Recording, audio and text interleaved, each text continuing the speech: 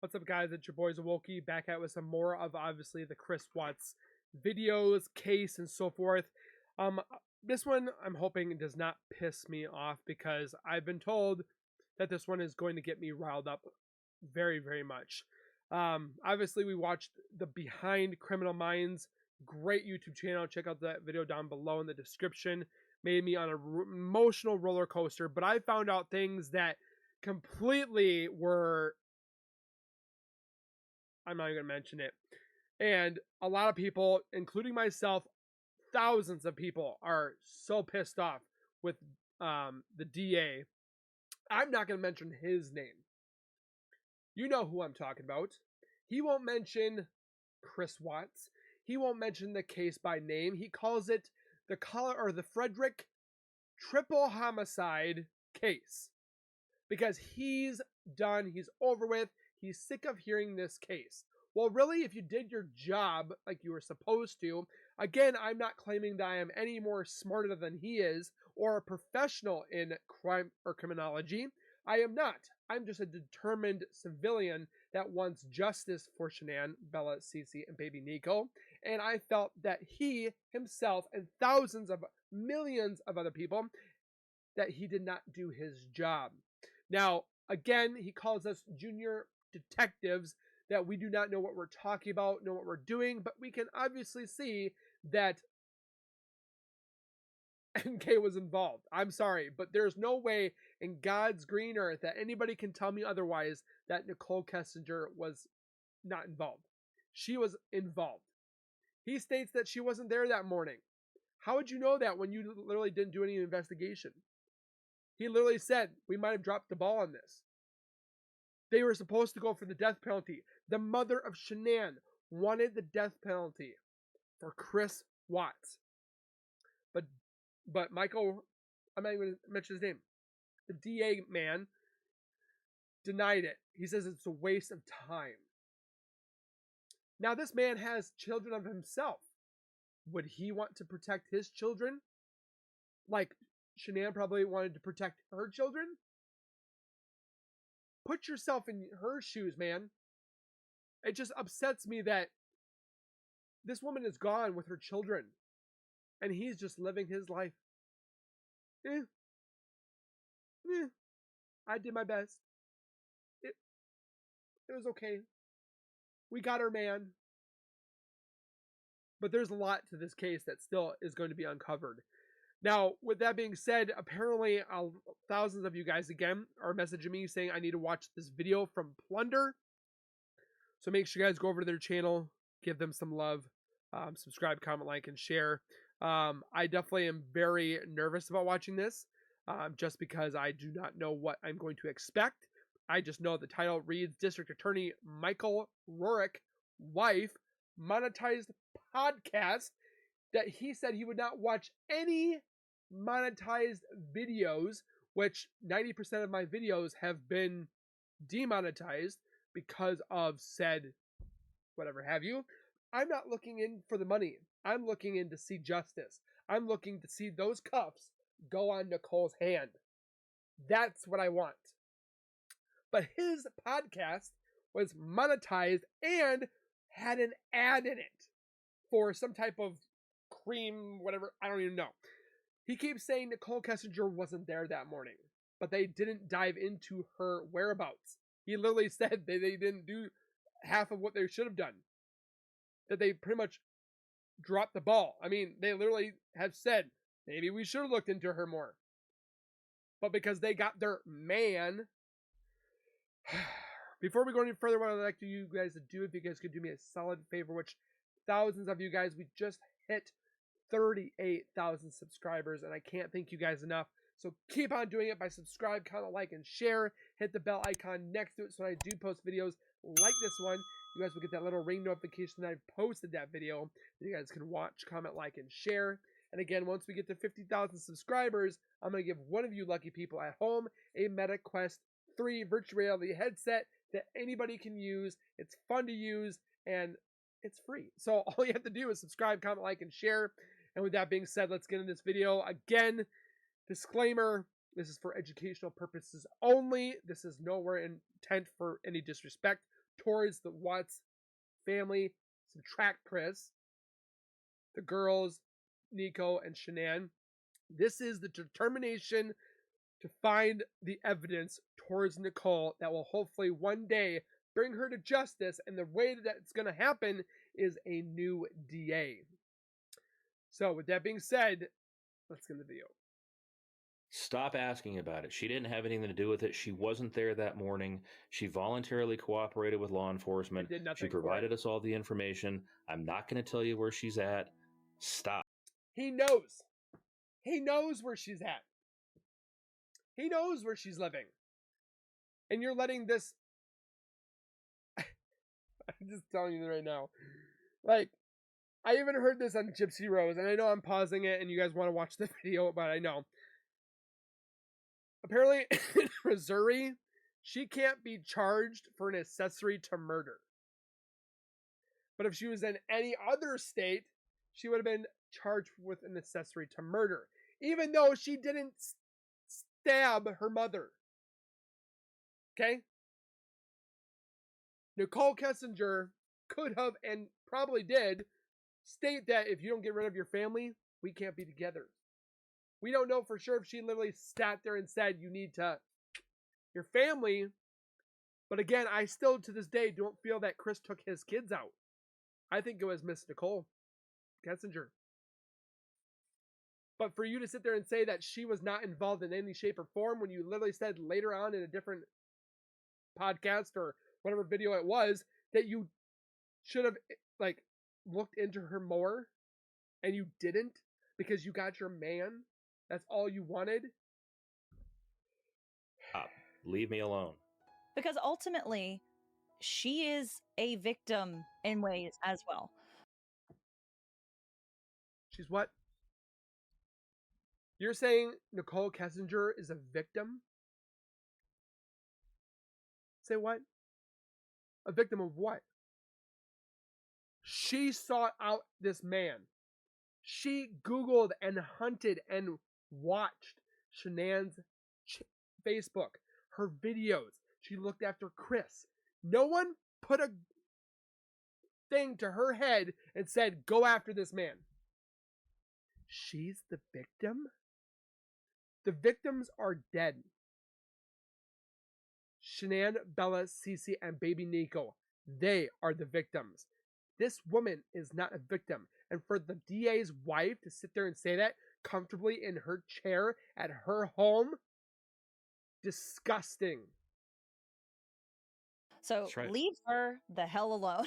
No. I mean, leave y'all alone about it. Leave her alone. And out of his own mouth, again, was a very clear affirmation of what he had done. She didn't do it. She had nothing to do with it. Leave her alone. Right. Absolutely.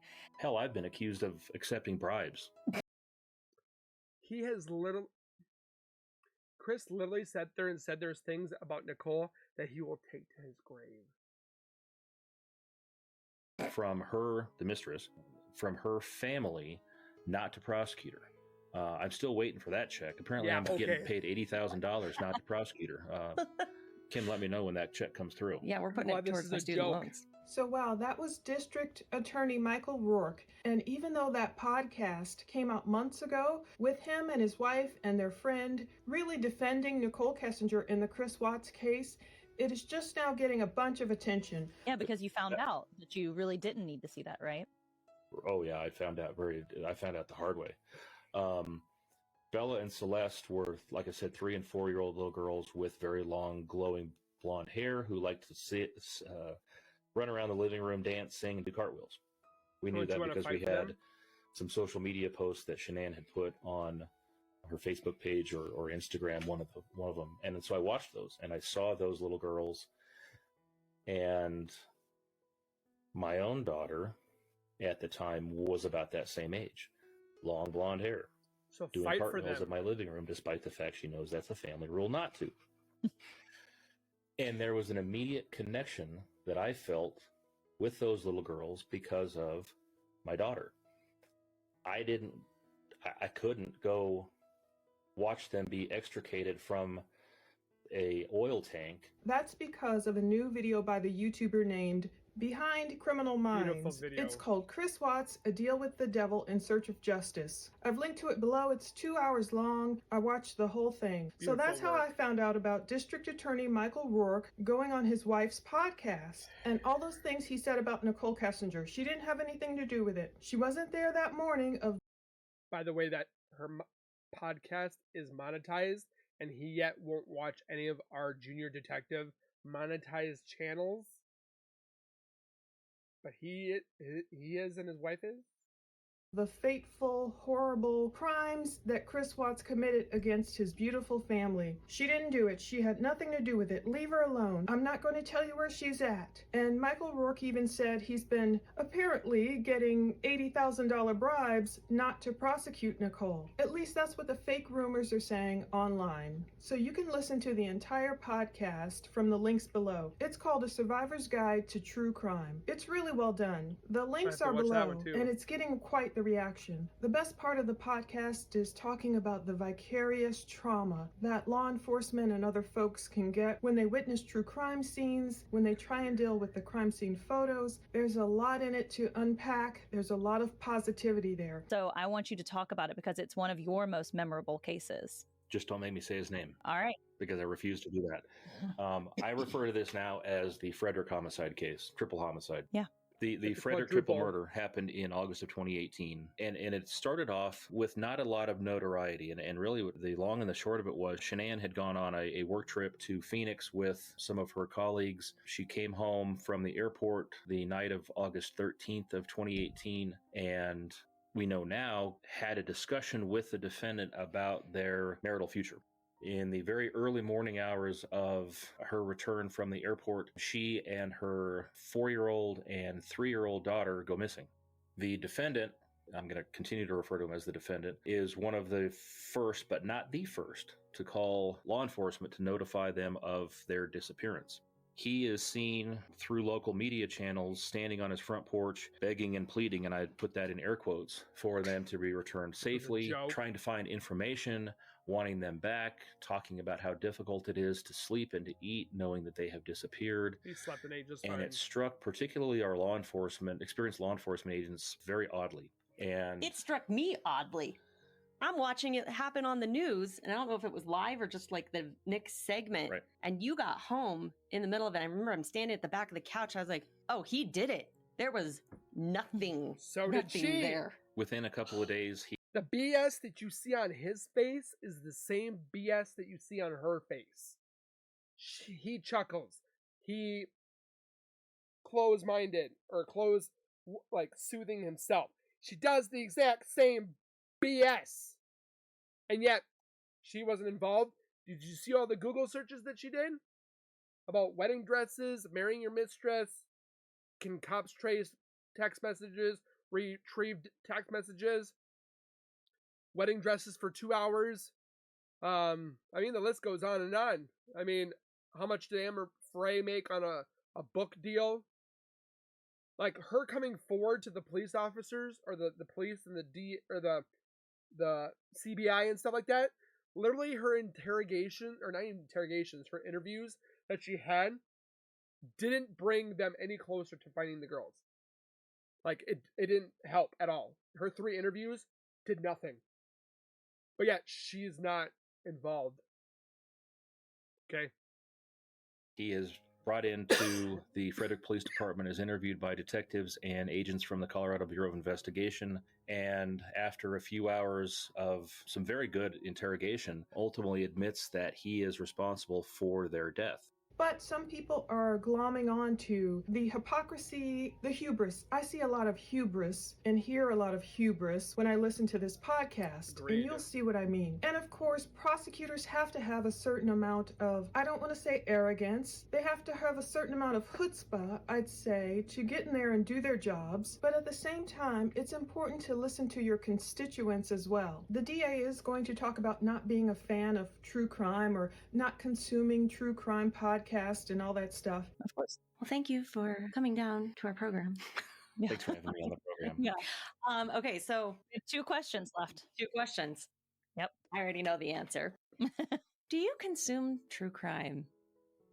That's all I do. That's my entire job. My job, my life is true crime. Outside of He's a work, joke. outside of work. So, Outside of work. because this is Survivor's Guide to True Crime, we have to know, do you listen to true crime podcasts? I do not. And Weird. I love you both. I'm not going to listen to yours because I don't We don't, I don't listen to them. I mean, we don't want to listen to ourselves talk either, so it's okay. Yeah. Bet I they don't. In all seriousness, I don't. And Kim knows the answer to this. I don't come home and read true crime books. I don't come home. I have never laughed for this case, and they're laughing about this case. I've never laughed. Never. They are. And read fictional stories about crime or those kinds of things for a variety of reasons, but most notably, this is all I do every day. I go to work and I read police reports and I read charging documents and I read victim impact statements. I don't need to do it at home. And maybe Oh, you're a 1A, big if golfing that's or reason one, fishing. 1A is I don't How lawyer of you. need to. What's that? You're right. How lawyer of you. Oh, I got Response. it. One, The answer to your one- question is it depends. Okay. But the other reason, I don't know from a prosecutor standpoint if the true crime story that's being put out has been authorized by the victim or if the victim has participated. And if it hasn't, It's funny because the same thing hasn't been done for you. Yeah. I am not going to consume that out of respect for that victim and his or her choices. And yeah, I'm just not going to do it because I'm not going to allow someone to monetize a victim suffering for my own But yet his wife podcast is monetized. entertainment value. all the snaps. Good answer. Good answer. It must have taken some doing for his wife to get him on here. He recorded this podcast last year, April 2023, and then in June, I also saw he did a TED Talk. So even though he said he had stopped doing interviews for a while, he stopped talking about the Watts case, he even refused to say Chris Watts' name, obviously he's getting back into talking about it, at least in a good way, to try and help law enforcement deal with their own trauma and not stuff it like decades ago, like 25 years or more ago, how he describes this horrible crime against an 11-year-old boy who was found basically frozen. I won't get into gory details, I'll let you listen to it over there, but how it really impacted him, his first trauma response, vicarious trauma, and he was told just get back in there and deal with it. He was given a stick of gum and told just get back in there, feelings be damned. So there's a lot of positivity in this podcast, but some folks are screaming hypocrite and calling out the podcast for other reasons as well. First off, even though Michael Rourke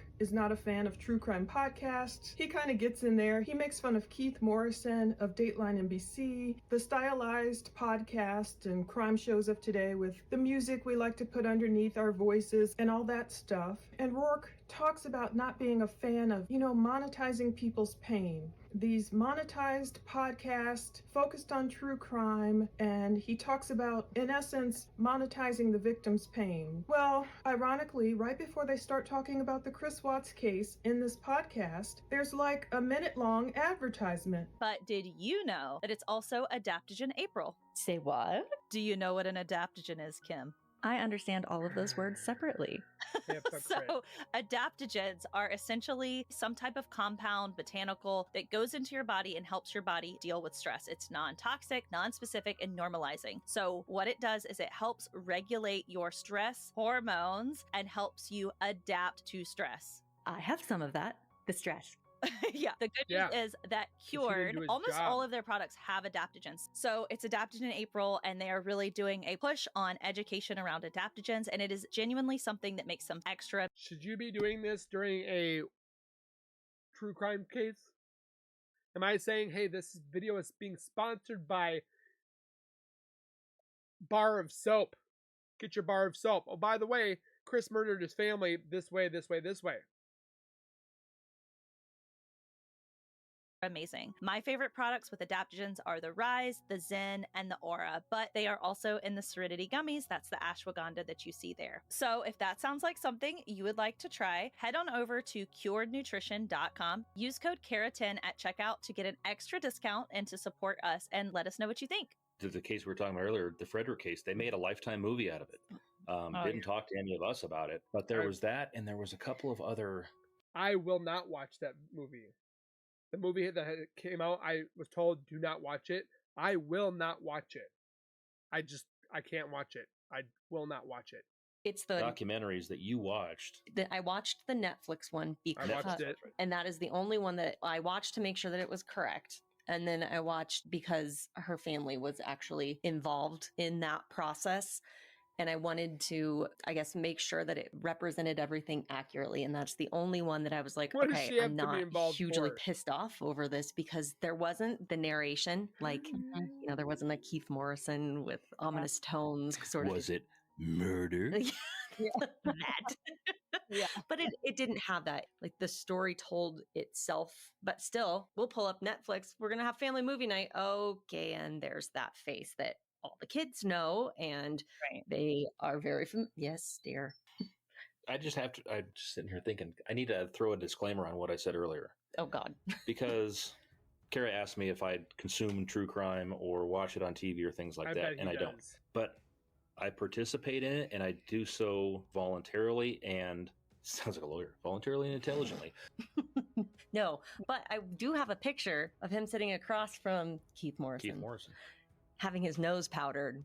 So that may be Patreon content. Now, of course, I see nothing wrong with advertisements. I believe the worker is due their pay. Everything it takes to run a podcast, people don't realize, especially the really nice podcasts. All this equipment, these lights, these cameras, these MacBooks, the editing software, the time it takes to research. There's so much that goes on behind the scenes. But don't tell us about monetized channels when you are monetizing your podcast.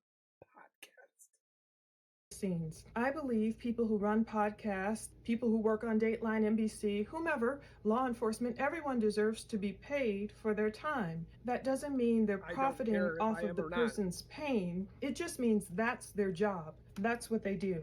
But the irony is this podcast, Survivor's Guide to True Crime, an interview-style podcast hosted by victims advocates Kimberly Corbin Rourke, that's Michael's wife. They have a great story about how she was a victim when she met him. They go way back. It's really well done. And Kara Robinson Chamberlain. They talk about true stories of survival, healing, and hope beyond the headlines. The irony is, in this episode from April 12th, 2023, Chapter 11, Prosecutorial Vicarious Trauma, with the Honorable Michael J. Rourke. When the Weld County DA, Michael J. Rourke, discusses his highest profile cases and the moment he realized vicarious trauma had become a very real part of his life, revealing a much-needed perspective for true crime consumers. Yes, we do have a lot to learn, and I'm taking it all in, but I hope that's a symbiotic relationship. I hope law enforcement and district attorneys and everyone also takes in what we as a viewing public or consumers of true crime or constituents or whomever are saying back to them as well. There's a featured advertisement on Cured Nutrition on the Survivor's Guide to True Crime. It sounds like a minute-long ad. Nothing wrong with that. It's very popular to do, of course, on YouTube, on podcasts, on Patreon, on Apple, wherever you listen to podcasts. Prior to talking about the Chris Watts case, they launch into this minute-long ad. They're speaking of adaptogens on Cured.com. You know, they're talking about this Rise bundle, this Zen bundle. I see the bundles like about $120 or so, or less, things that can help improve mental clarity and everything. And taking these gummies, how they can help consumers. Now, unless Michael Rourke's wife, of course, did this for free, which is doubtful, you know, many of us get paid for sponsorships, then hers is a monetized podcast as well. And that's what Rourke is appearing on. And he would go on later to also appear on a TED Talk, TED times Mile High, Transcend Virtual Premiere. So I've also linked to that below as well. Now, I don't believe those TED Talk speakers get paid, but it can be very interesting that he made the statement about monetized podcast and Dateline NBC and all those things and the people who want to make Lifetime movies out of the Watts case, documentary. I think it was wrong that they made a Lifetime movie of it. There was no need for a movie of it. We know the case. We know what had happened to an extent. I don't feel like it was needing to be into a movie. I think that was ridiculous in itself. Vicarious, and he's even going to talk about a YouTuber. I understand it runs the gamut. Some people go way in the extreme, and others are just trying to understand the case. Like the women on the podcast talk about, some people, we are so into true crime because we're trying to figure out why on earth did this happen. How on earth could a man like Chris Watts, who chased Shanann and wanted her and went after her and finally got her and convinced her to date him, and having 3 children, I'm calling Nico a child, even though Colorado would not recognize, as Rourke talked about, Nico as a child that Chris Watts took off this earth. Having 3 children, why, how could a man who Shanann called her rock, that's the only rock I think of right there, how could that go so wrong to the point where a man like Chris Watts would just do away with them so horribly? In so just 6 Rourke weeks of won't say Watts's Nichol. name. He's referring to it as the Frederick homicide. It can get graphic, so again, I'm only playing little snippets I found interesting. The podcast is more than an hour and a half long, so I recommend you go listen to it in its entirety. One thing that was curious that Behind Criminal Minds pointed out as well, I heard Michael Rourke talking about Shanann's parents. He said one parent wanted the death penalty. The other, Shanann's father, wanted us to make sure that this defendant never saw the light of day. Ultimately, the outcome of that was a split. I mean, one parent wanted the death penalty. The other, Shanann's father, wanted us to make sure that this defendant never saw the light of day. And ultimately, he did plead guilty to everything we charged him with in exchange for not seeking the death penalty. So it sounds like he's saying Shanann's mother wanted Chris to get the death penalty, which is a little reversed. I don't know if he got it flipped in his mind. I thought we were always led to believe that Shanann's mom and dad, especially her mom, wanted to spare Chris's life. Well, this was especially before she heard the horrible details of Chris's confession in February 2019. But Rourke talks about seeing those crime scene photos. He only got 3 or 4 in, and he was like, I don't know, a black tunnel. He felt like he was going to pass out and throw up, and he couldn't do it anymore. And this is when they turn to talking about true crime sleuths. They want to play detective from home. They feel like they're part of the case. No. Now, Rourke did say that Shanann's family has been traumatized by producers who want to do Lifetime movies, reporters who want a soundbite from her mom. This is where Rourke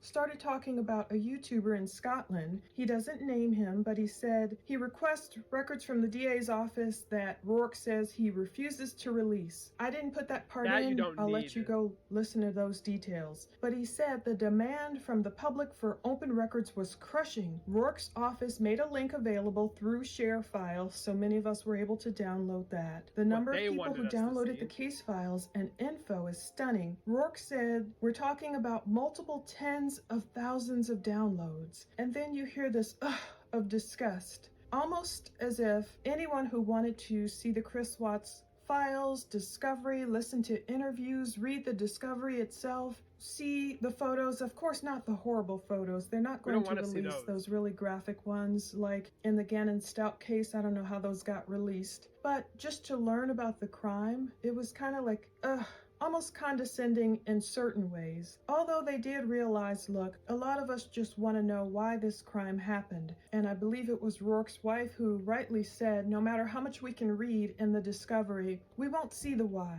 We won't have that moment that is like, oh, that's the reason. That's where he flipped. That's why he did this. You have all of the media coverage. And, you know, this is one thing we talk about with true crime sleuths, is that they'll want to go on and play detective from home. And Shanann's entire profile is... I'm not playing detective. I want justice. I don't want to get paid. I don't want clout. I don't want fame. I want justice. And this is not justice. Is all public. And so you have countless hours of videos, pictures, posts, nuances, all kinds of things that they can go through, and they feel like they are part of the case. I'm not. When that happens, what does that do? I mean, to you as the prosecutor or the head of the office, what are some things that like people who are constantly doing this can take away from it? That happened, like I said, August 13th of 2018. It is now early 2023. Every single day since that homicide, Shanann's family has been tortured. re-victimized, traumatized by producers who want to do Lifetime movies and by reporters who want to scoop the rest of the country by getting a soundbite from Shanann's mom. Let me back up one step. In this case, it was a fairly short prosecution in that there wasn't a year-long investigation and a ton of follow-up interviews, but we still had 4 or 5, maybe 6,000 pages of reports and cell phone downloads, photographs, all of those kinds of things. The demand from the public, once his case was resolved, for open and complete access, either through Criminal Justice Records Act, FOIA requests.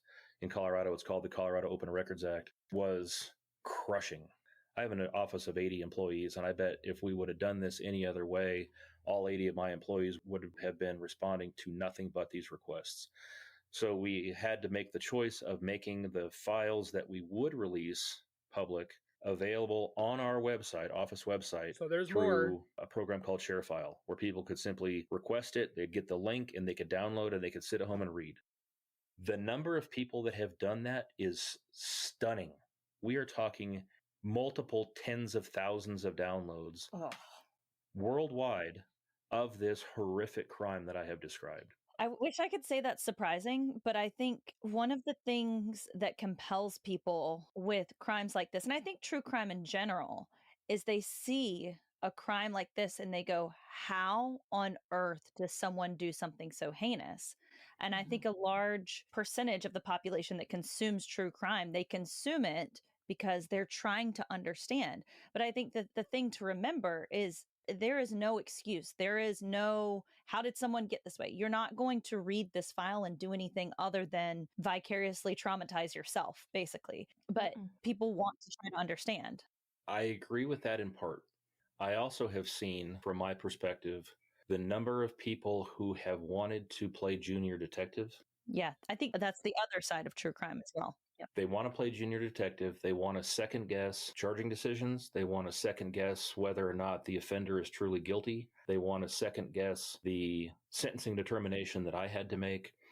And in this one, in my description earlier, I didn't share this piece, but at the same time, we knew through the course of our investigation that the defendant was having an affair with somebody that he had met at work.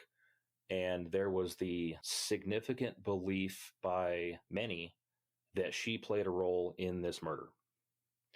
The most recent email I have gotten demanding that I reopen the investigation and prosecute her for murder, I received last week.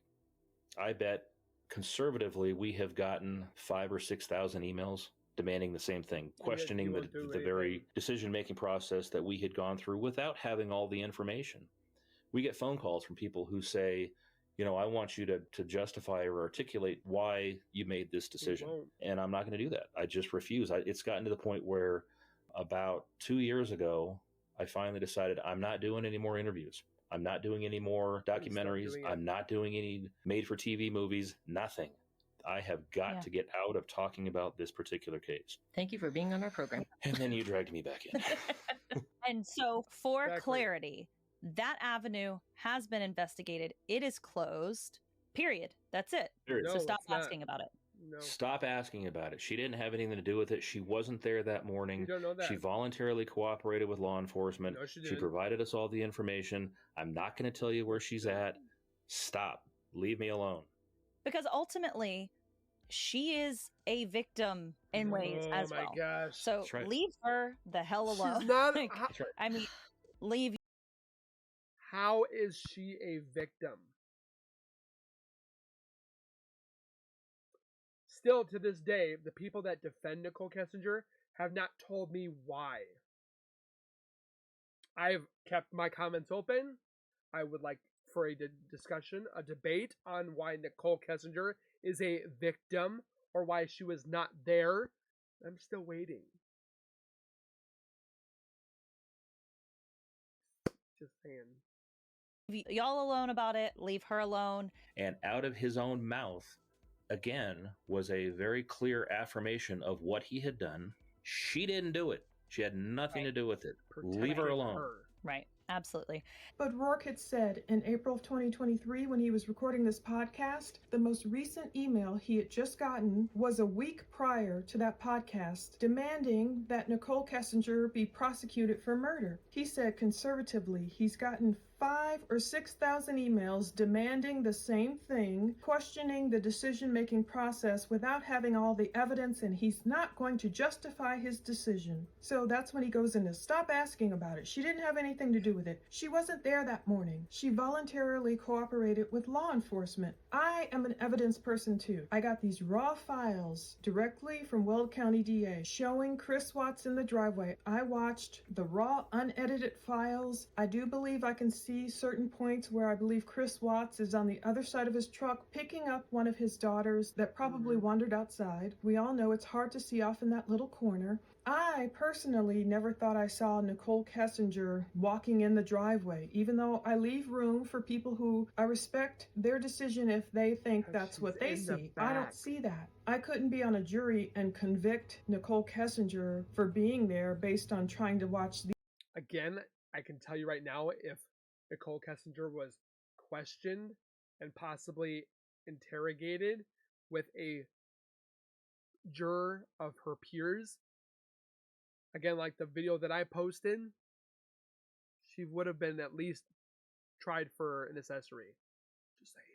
These videos. However, other evidence does make me question things. Like the neighbor Betty, we've gone over her video She where saw the she truck. saw some type of truck that looked like Nicole's truck, not the white truck. I believe that's the one they rented silver when they one. went to the sand dunes. Nichol Kessinger's gray truck potentially parked near the Saratoga Trail home early that morning, August 13th, 2018. Rourke is saying she wasn't there that morning, and we know there was a ping in Frederick, Colorado that morning, but it was around 6:18 or so. So I get it. Those are evidence markers that I look for. Rourke said she voluntarily cooperated with law enforcement. She To better provided her us all name. the information. Well, yes and no. We know Nichol Kessinger came forward that same day prior to Chris Watts confessing, Wednesday, August 15th, 2018. The big question is, why did she come forward and how did she come forward? She came forward with her dad in the park. There was a lot of subterfuge. There was a lot of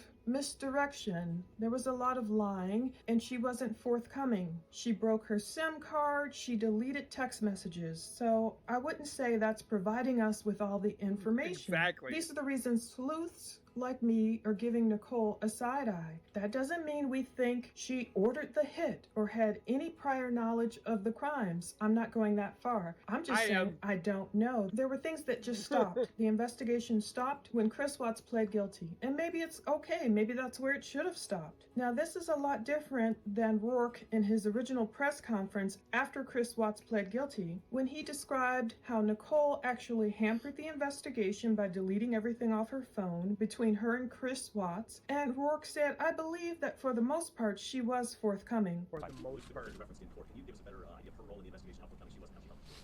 She originally came forward and spoke to investigators on her own volition. Prior to the time, unfortunately, that she came in and spoke with investigators, she had deleted all of the information off of her phone that had any connection between her and Chris Watts. That hampered the investigation. That hampered our ability to get that electronic digital connection between the two. She was interviewed on multiple occasions. I believe that for the most part she was forthcoming in the course of those investigations. We don't have any reason to believe that she had any prior knowledge or involvement in the death of Shanann, Bella, Celeste, and Nico.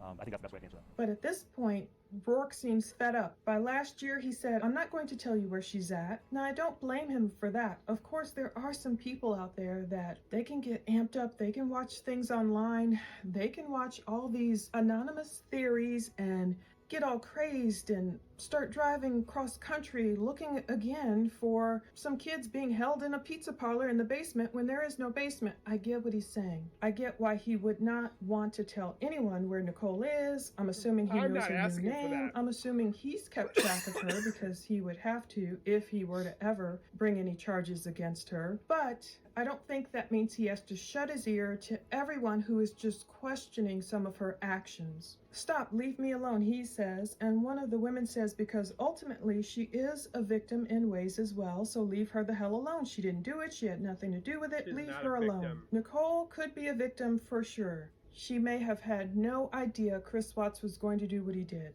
Now, people don't see her totally as a victim because of all her lying, because of the way she acted in the interviews, because of her lack of empathy and sympathy for Shanann and her children and their plight, her inappropriate behavior, her self-protection, and all of that. But people just wonder, how was she deemed a victim and a protected witness so quickly before cops even got the lowdown We know she's not a about protected Nichol at all? witness. Michael Rourke describes that he's been accused of accepting bribes, not never heard to of that until prosecute now. Nichol. He's still waiting on that check. He's claiming, oh yeah, I've been getting allegedly $80,000 not to prosecute her. Hell, I've been accused of accepting bribes from her, the mistress, from her family, not to prosecute her. I'm still waiting for that check. Apparently, I'm getting paid $80,000 not to prosecute her. Kim, let me know when that check comes through. Yeah, we're putting it towards my student loans. Best thing that a secondary supporter can do is simply start by believing what a person says unless and until you are confronted with contrary compelling information. Does that make sense? That was very lawyer of you, but yes, it does. No, but it's good. What I really want to say, I mean, let's be honest, what I really want to say is quit being jerks. Quit trying to think that you on your couch behind an anonymous keyboard knows better than those of us who are professionals in the field, who are always going to ascribe to us a motive to do something that is unethical, immoral, or illegal. We're doing our level best, and quit trying to think that you know better than we do because you have some preconceived notion about. I don't think I'm better than you. I don't think I know more than you. I just can see BS. He put his hand up and swore on an oath to protect and defend the United States of America through all, probably whatever have you, like I did when I served my military. When I had said, they're fighting the people, I'm just gonna not deal with it today. I can tell you I would have fought to the death for my brothers and sisters. I guarantee I would have done that. Why isn't he? I mean, yeah, I'm not telling him to go to a war zone, but I'm telling you to look at all different options and evidence. There was evidence that was collected that was never even looked at.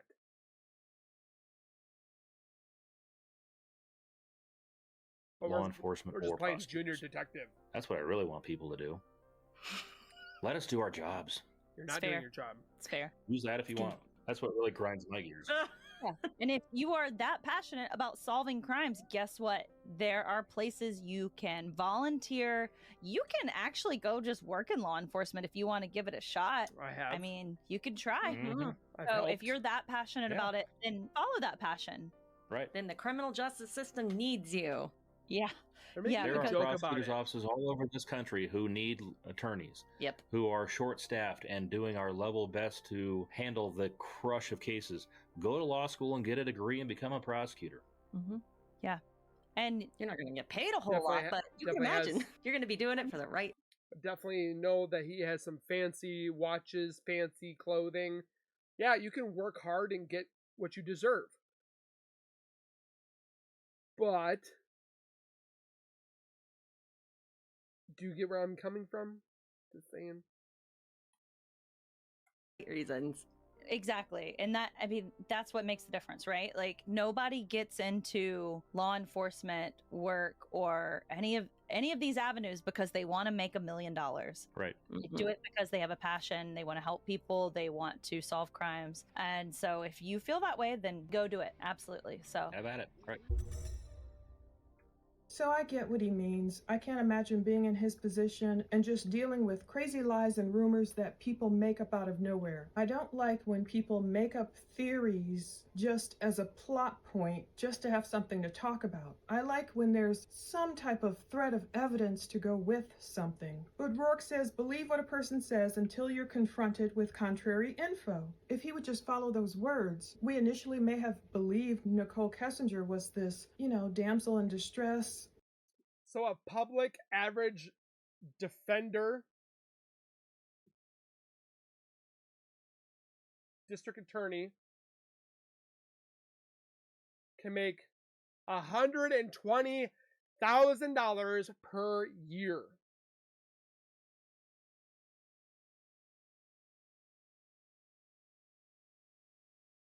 Okay.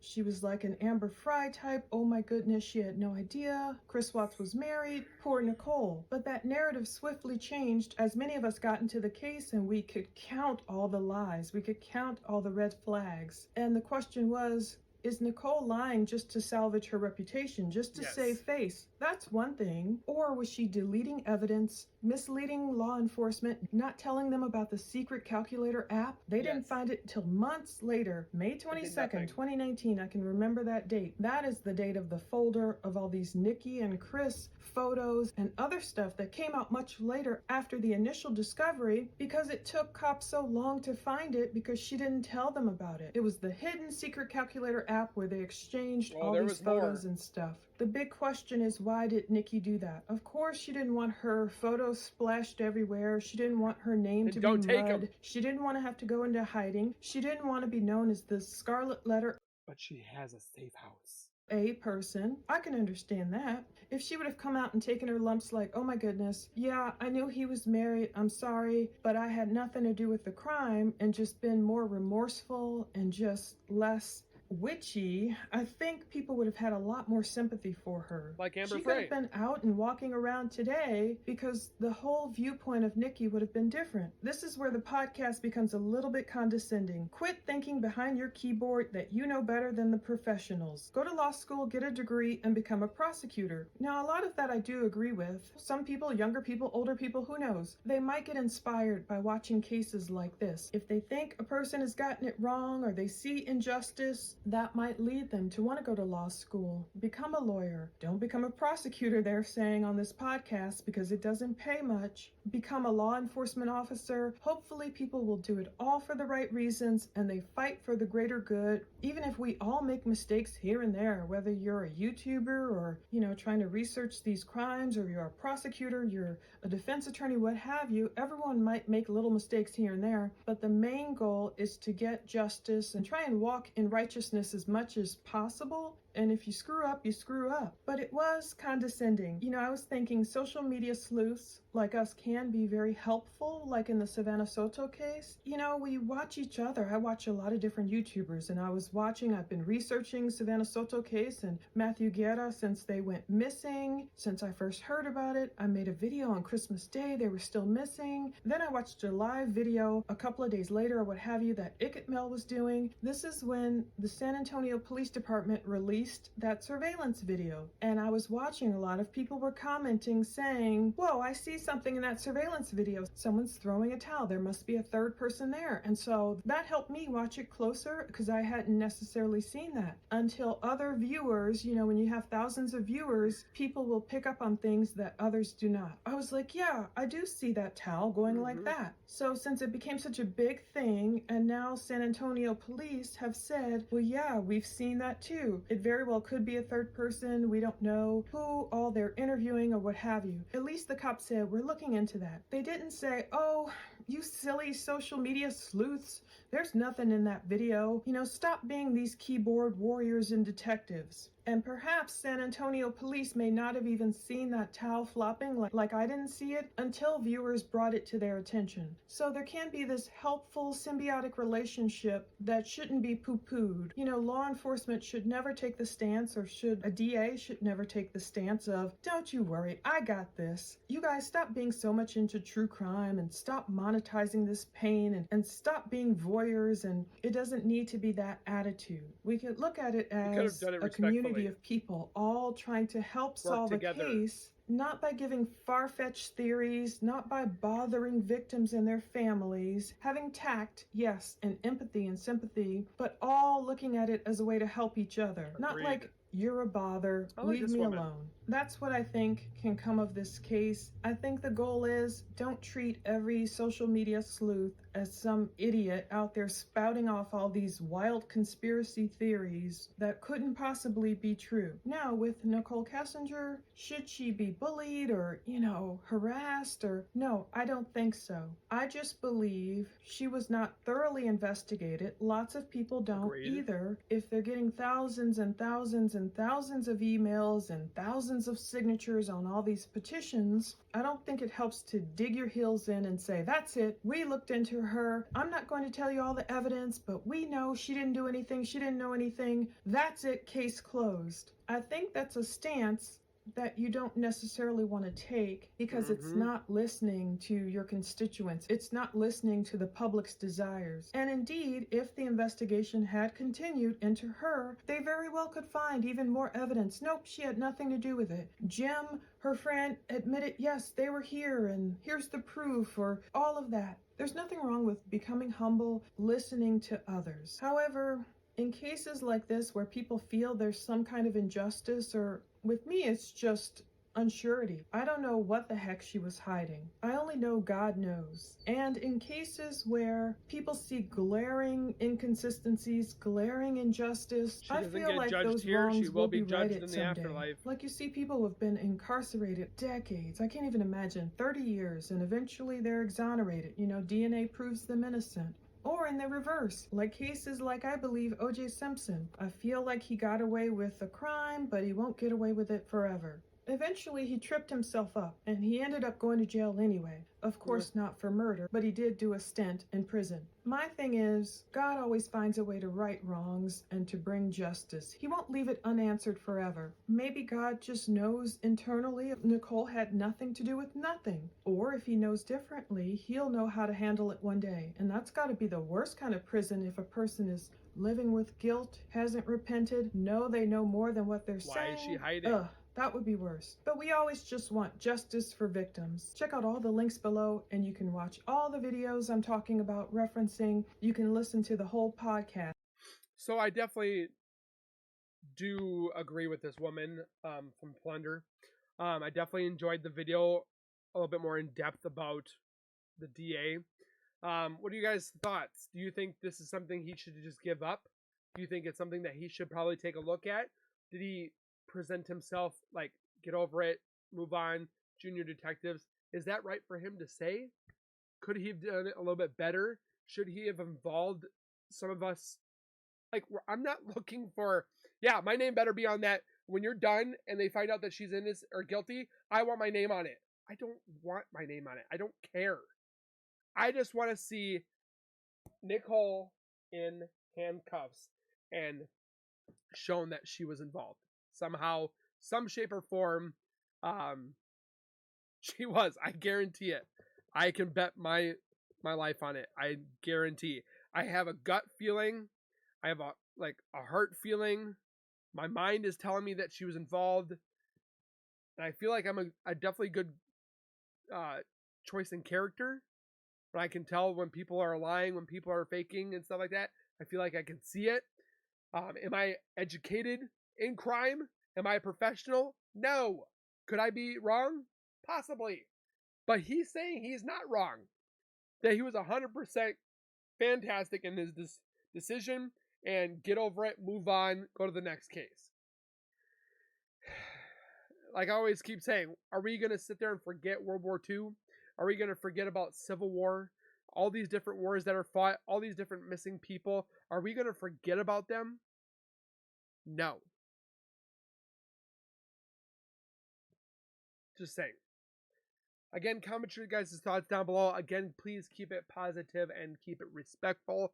Do you think that she wasn't there this morning? If for those that think that she was not involved, please tell me why. Because none of your guys' stuff makes sense. Like, you guys don't have any supporting things. You're like, she wasn't there. Get over it, move on. That's all I've been getting. So, with that being said, again, I thank you guys for watching. Please take care, be safe. As always, keep nerding on, and we will see you guys next time. Peace.